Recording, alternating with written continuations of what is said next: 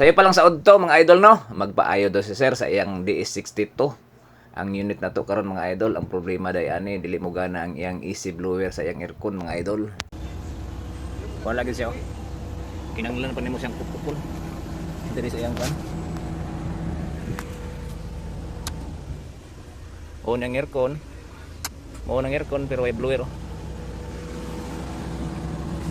Ganun na mo pupukon diri. Para mo gana tristas.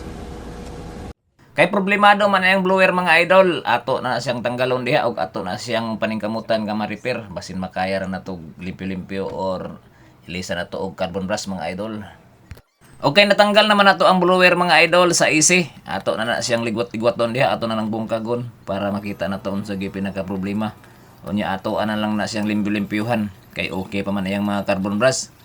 Limpyuhan na to na siya og maayo mga idol nya pahumukan na to para gwapo ang iyang pagtuyok.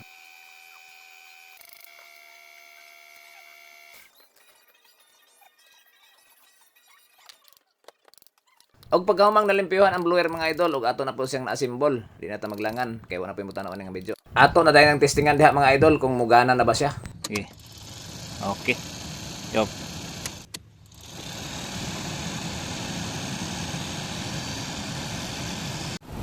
Okay na mga idol, gana na siya, na-lighting yung gamay pero ako lang sang kita obserbahan guys. Okay, ana mo si sir na obserbahan na sa mo. Bigira man kaya magpalit na lang kita may observe plus or plan niya. Observe plus kita tong kadalian ni. DE62 K6 engine ang unit mga idol. Kay okay naman mga idol no, atras una abante na si sir. Salamat sir. Salamat. Salamat sir sa pagbisita sa akong gamay na shop. Sunday ko ni mga idol, dagan pa kayo ni.